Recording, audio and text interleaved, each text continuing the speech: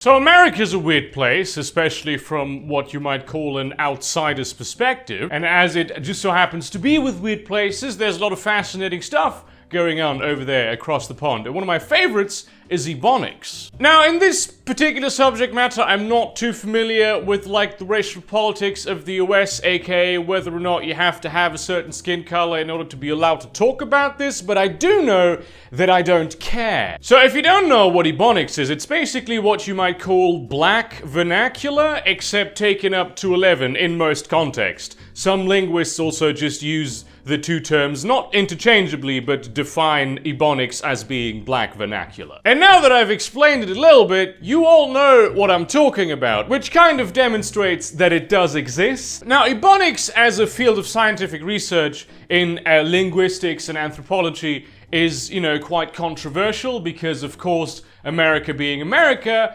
opinions and research into this particular thing are very much politically loaded. It sprung into existence because of, obviously quite horrible circumstances, but also academically very interesting and strange circumstances under which new dialects and languages do not usually form. Let's just say it doesn't happen very often where huge groups of people from various very distinct languages get dragged across an ocean against their will, only to then be forcibly and poorly taught a new language out of a huge group of languages that is spoken in this area of the world where there's a lot of cultural melting going on anyway, and then they are denied proper education and still culturally ostracized for the color of their skin for centuries to come. So I'm no professional historian, but let's just say that hasn't happened very often. And depending on who you ask, be it just scientists or regular people who have an opinion on the subject matter,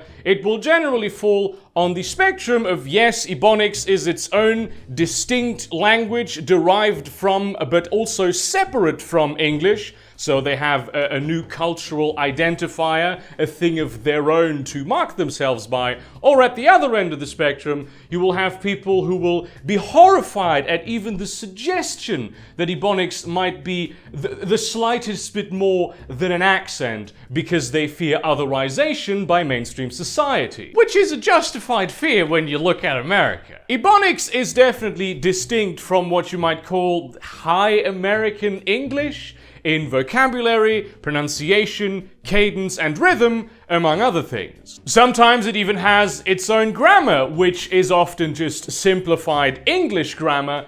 However, it is its own grammar. Which, I can already see some of the foaming at the mouth racists sharpening their keyboards, and I will have to make clear that no, the complexity of a language's grammar is in no way indicative of the intelligence of those who speak it. Turkish is very simple, grammar-wise. They used to have a huge empire. They're a high culture that have created amazing things. Dondurma ice cream being one of those things. Seriously, that shit is amazing. Then you have Finnish. Super complicated grammar, and they live in a country that doesn't even exist, so the simplified grammar of Ebonics doesn't make it any less effective at doing what it does, which is communicating ideas. It may not be common practice, but there is no reason why you couldn't write a physics paper in Ebonics. One of the most fascinating things about Ebonics to me personally, though, is that it appears to be seamlessly scalable. It's like it's not so much its own distinct dialect or language as it is like a Photoshop filter for English, where you can just put in a number and very accurately define how much of the filter you want to apply to your English. Like, depending on what your cultural background is and who you're talking to as a black person in America, you will probably already subconsciously scale the level of Ebonics you put into your speech. Which isn't at all unheard of, and it's actually quite common with immigrant communities. So I spent most of my childhood growing up trilingually. I had German, I had Spanish, and I had Catalonian. Although not quite Catalonian, but Mallorquí, which is a distinct dialect of Catalonian spoken on Mallorca, the biggest one of the Balearic Islands. The other two have their own dialects, which are very similar to Mallorquí. And no,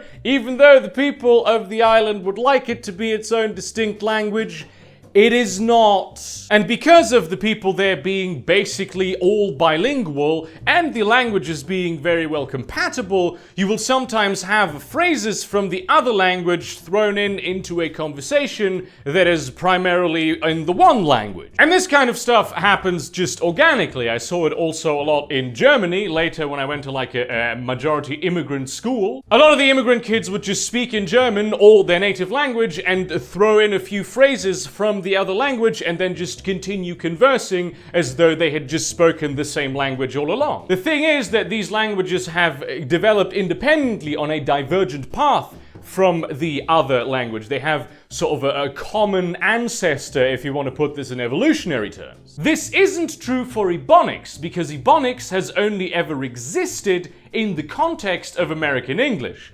So if you want to put that in evolutionary terms, you might call it a symbiosis. So the way languages form differs obviously from language to language, but one of the key mechanisms of it is geographic isolation. The Catalonians have historically existed in their own distinct region of the Iberian Peninsula. And so most of them didn't really need to speak the languages of the other countries around them, such as Castilian, which is what you might know as Spanish. Unless you live at the border, where many people will be bilingual, and borders in the linguistic context tend to be a lot more fluid and fascinating gradients anyway. If you don't live near the border, you can just talk the same language that people around you talk for most of history. This has never been true for Ebonics. Even though African Americans have lived in socioeconomic and cultural isolation due to ostracization from the outside, so in their own communities, not speaking what you might call regular English in addition to their Ebonics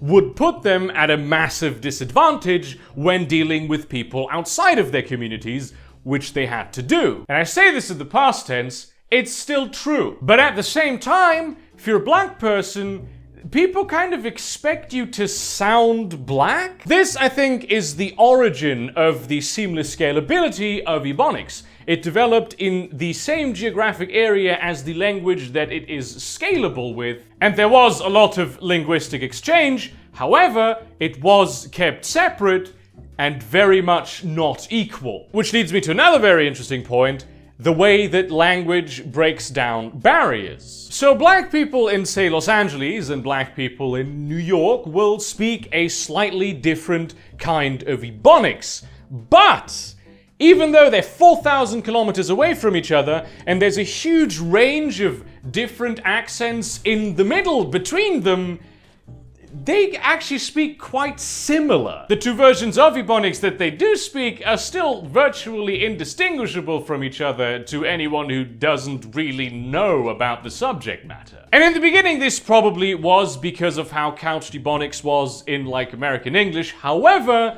Ebonics also developed under another new circumstance that other languages haven't really developed under, and that's telecommunications. Because, unfortunately, culture tends to fall along racial lines in the United States, black people in New York will have more culturally in common with black people in LA than with the white people in the cities that they live in. At least that's how it has been for, like, the overwhelming majority of the existence of African American communities in America. This has been breaking up over the past 2 decades a little bit. Hopefully you people can actually get your shit together and stop having culture be the same thing as race. So linguistic memes solidify themselves obviously through cultural interaction, and most of the cultural interaction that African communities across the United States have been with each other, and primarily in the past couple of decades through music, which has always been very essential to the development of Ebonics. Meaning that geography, and especially geographic isolation, really wasn't the kind of isolation that made Ebonics into its own thing. That's a fascinating kind of development, and I don't know of any other place where such a thing has happened. Like, the one thing that I really don't understand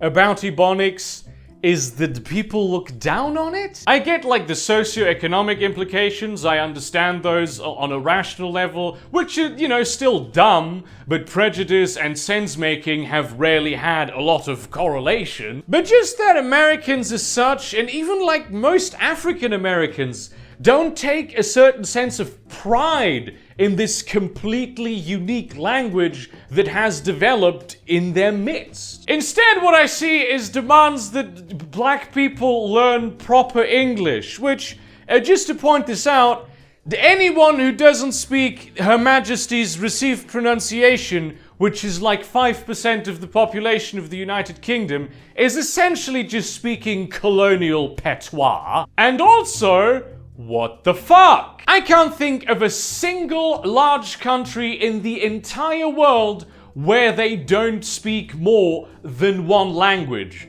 And most of the time, they are distinct languages that happened through geographic isolation and are not seamlessly scalable with each other. Like for instance, on the British Isles, they speak English, Cornish, Irish, Gaelic, and Welsh. And sometimes those have very distinct regional accents that change dramatically from town to town. Sometimes the languages are so drastically different that they have nothing in common with like the other languages spoken in that country. I'm looking at you, Euskara.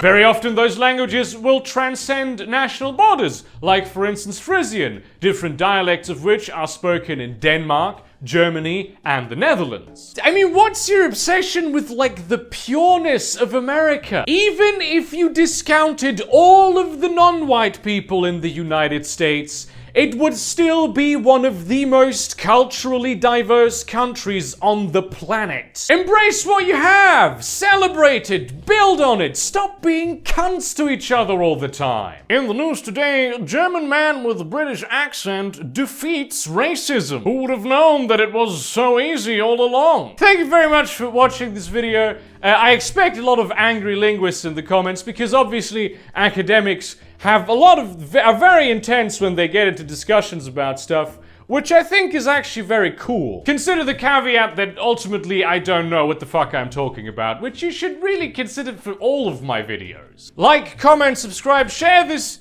to your relevant communities. Do not spam them. Consider supporting me on Subscribestar or on Patreon, or buying some of this beautiful merchandise, or maybe my short story collection, 34 Worlds. And in that spirit, seriously, someone write a physics paper in Ebonics. Like, I want to see that. Prove to the world that it can be done, because it can be done. And see you around, cunts.